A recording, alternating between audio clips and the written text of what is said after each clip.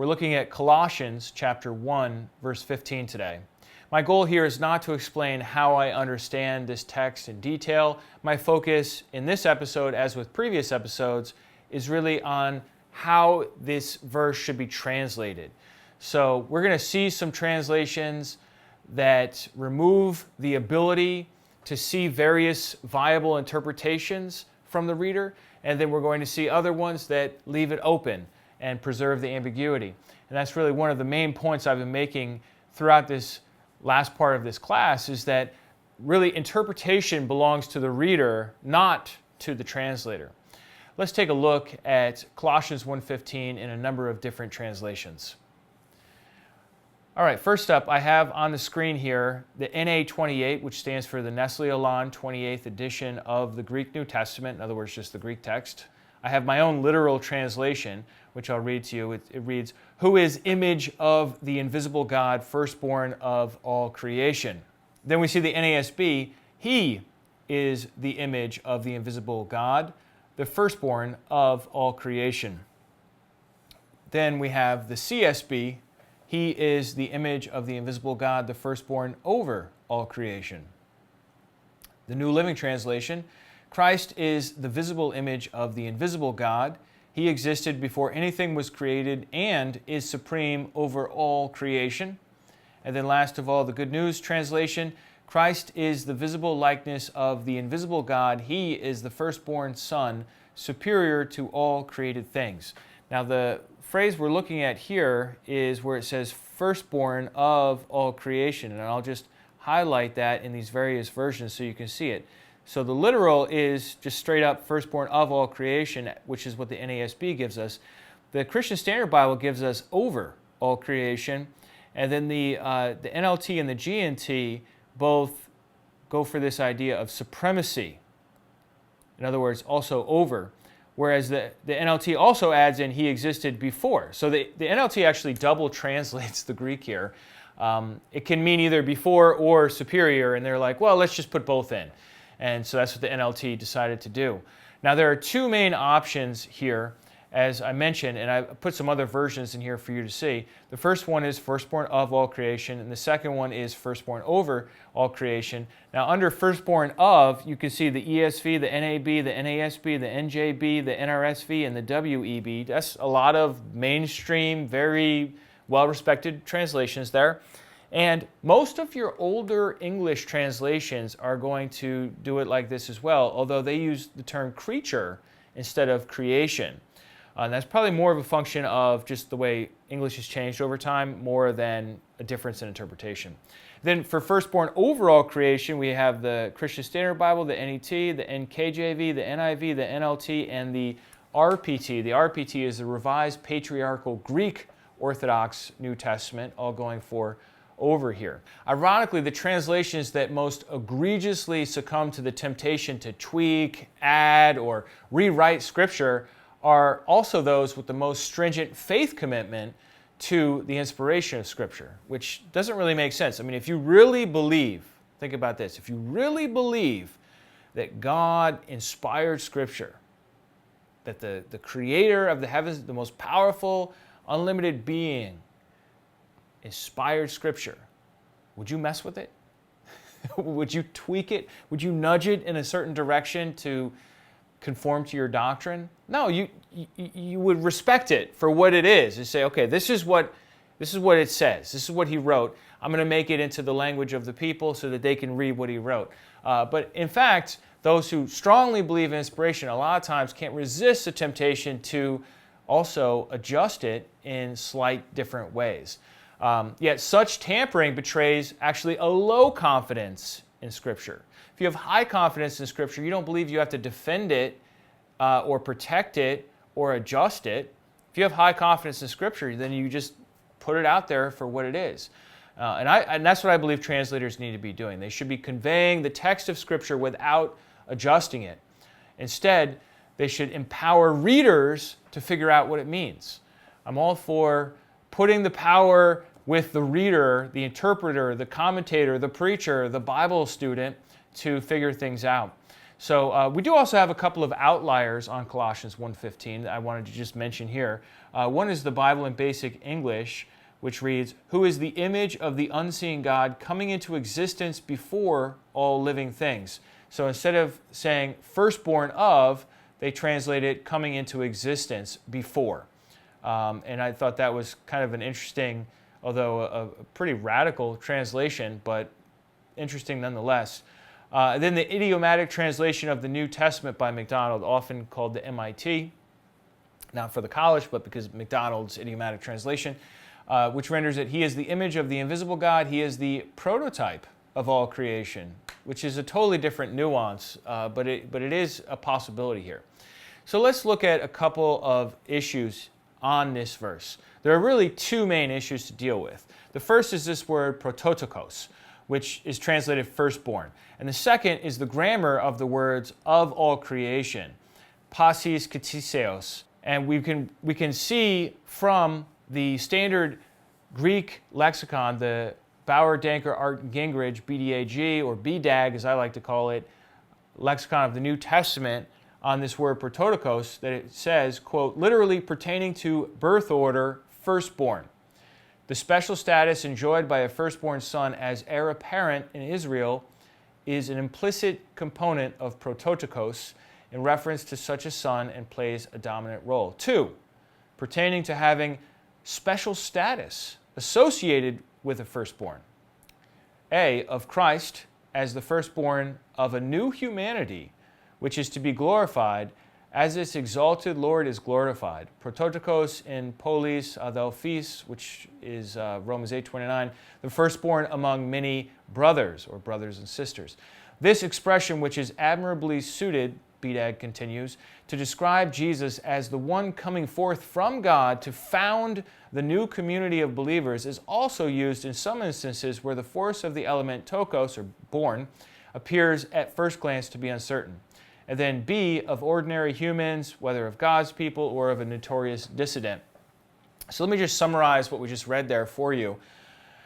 We have really two possibilities for the word prototypos. It can either mean first son to be born, so that's the idea of in time, right? I have an older brother, his name is David. My older brother is the firstborn son to my parents. There's no way in the world that I can be older. The firstborn son in any family is always going to be the oldest son in that family, just like a firstborn daughter would be the oldest daughter in that family. So that's the first possible meaning here, that Colossians 1:15 is saying that Jesus is literally firstborn in time. And then the other possibility is that he is the son who inherits the firstborn benefit. All right, so this is the idea of the blessing or the inheritance. The technical term for it is primogeniture, and it's something that is totally assumed in the Bible because that's just the way society functioned in the old days. Actually, in medieval times as well, primogeniture was major in Europe. But anyhow, this is kind of like a different idea. It's not necessarily, I mean, usually it would be the first physical son, but sometimes the firstborn blessing or inheritance would actually go to a different son than the firstborn son. So think, for example, of Ishmael. Ishmael was Abraham's firstborn son. Did he get the inheritance? No. It passed to Isaac, who was actually his second son. I mean, the first son of Sarah, but the second son of Abraham. What about with Jacob and Esau, right? I mean, technically, they're twins, but technically Jacob gets the firstborn blessing, but Esau came out first. Or Ephraim and Manasseh, when Jacob went to bless the sons of Joseph, he crossed his hands, and Joseph said, "Well, what are you doing?" You know, I guess he was getting old, and he couldn't see that well, and Joseph tried to correct him. "You've got the wrong hand on the wrong son. You're supposed to be this way." And Jacob said, "No, I know what I'm doing. This is the blessing." And he gave the firstborn blessing, or the bigger blessing, to the secondborn son. So we see this happen in Scripture. It doesn't have to be firstborn in time. It just has to be the one who is given that role, that status or inheritance as the firstborn. So let's look at the second issue. So we have two possibilities for the first issue. Second issue is all about grammar. So this is genitive possibilities. You have either a partitive genitive or a genitive of subordination. So partitive genitive is where a portion or part of the whole is in mind. So X is a part of Y. Translation would be Christ is a firstborn creature of all creation. So in other words, Christ himself is a member of creation. He's the firstborn member of creation, just like my brother Dave is the firstborn in the Finnegan family, and he is also himself a member of the Finnegan family. So he's a part, it's a partitive genitive. Then the second idea here is the genitive of subordination, which is really totally different if you think about it. And that expresses dominion or priority. And that is that X is over Y. So a translation would be Christ is a firstborn superior to all creation. So in that sense, Christ may be part of creation or may not be part of creation. He may be distinct from creation and superior to creation itself. And that is the interpretation that many of our evangelical translations are assuming when they come into the text, this second idea here. So let's look at three overall interpretations that Christians have for Colossians 1:15. The first interpretation is that Jesus is the firstborn over Genesis creation. He has preeminence. He's the firstborn as the highest conferred status or inheritance, not literally the firstborn in time. The second possibility is that Christ is the firstborn of the Genesis creation. When I say the Genesis creation, I mean the creation described in the book of Genesis. God begot Jesus first, and then through him created everything else. So in option number 1 here, Jesus is not part of creation. In option number 2 here, Jesus is the first object of creation. And then option number 3 here is that Jesus is the firstborn of the new creation. As the first one resurrected, Jesus is literally the firstborn of the age to come, or firstborn of the dead. And that's a quote from Colossians 1:18 and Revelation 1:5, that term, firstborn of the dead or from the dead. So this last possibility is also the one that we saw in the lexicon, the BDAG, talking about Prototypos, this idea of firstborn, that Jesus is the firstborn of the new humanity. And so that is another possibility for Colossians chapter 1, verse 15 here. So let's look at the translation options that we have available to us. The first one is to say that Jesus is first in rank, superior to everything in creation.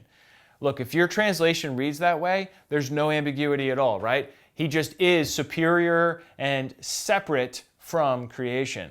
The second translation option for Colossians 1:15 is to say that Jesus is the first created member of all creation. Once again, no ambiguity there.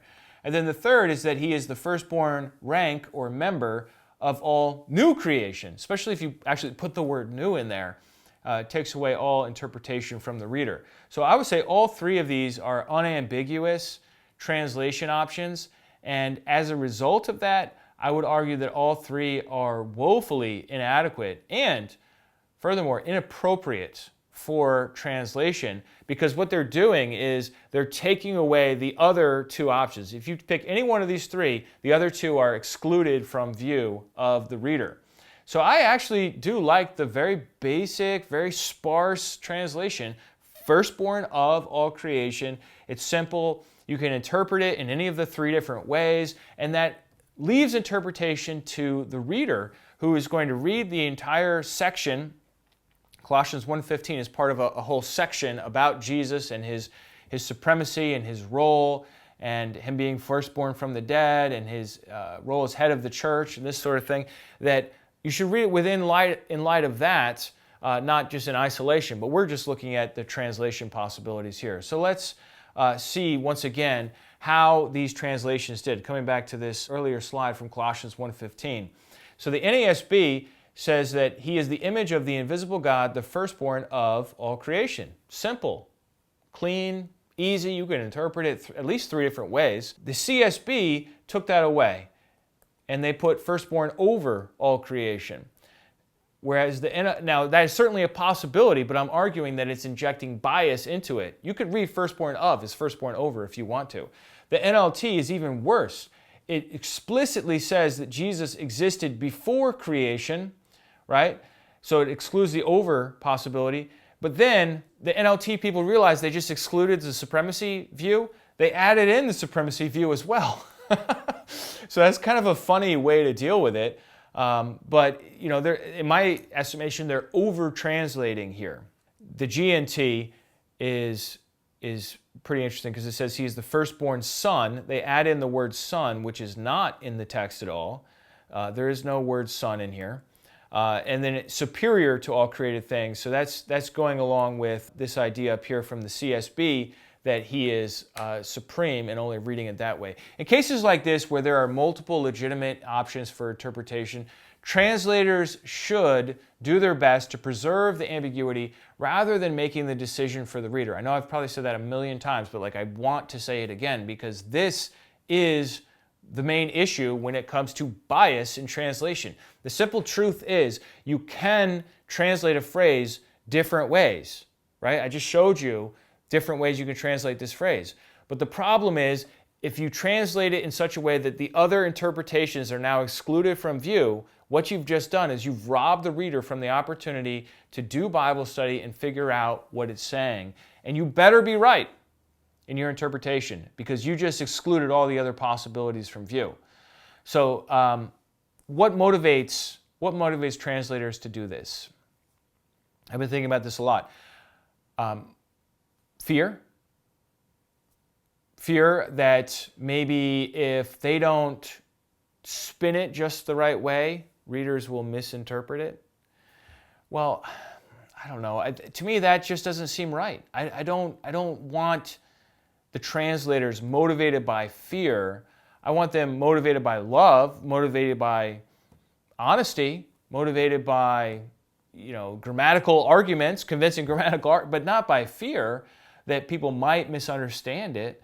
I think, you know, that's just not a good motivator for this kind of Christian behavior. If this is the case, translators need to leave interpretation and commentary to those who specialize in those fields. If it's the case that it can go different ways, leave that. I mean, look, we have other fields. You don't have to bake it into your translation. We have commentaries. I've got a lot of commentaries sitting right behind me right now. I've got a commentary right here. This is an example right here from the NICNT, the New International Commentary of the New Testament, where they have two volumes on the same book of the Bible because over time the F.F. Bruce version got old and then a new version came out, and so they redid the commentary. You know what? And I think that's great. I think you should redo commentaries as you learn and as you grow, but that's what a commentary is.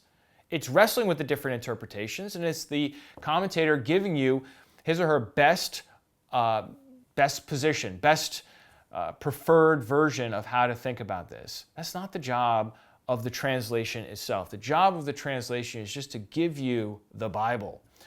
So otherwise, readers are not even going to realize there is a controversy and may discover at some point that their most cherished beliefs rest on a paper-thin foundation. Do you want to discover that one day? I don't. Well, thanks for joining me for Colossians 1:15. I realize this was a shorter video, but it's just an isolated little verse, and it helpfully illustrates one of the issues with translation. So next time we'll look at John 8:58, where Jesus claimed to be the great I am. Or did he? Join me next time as we continue in our quest to understand how we got the Bible.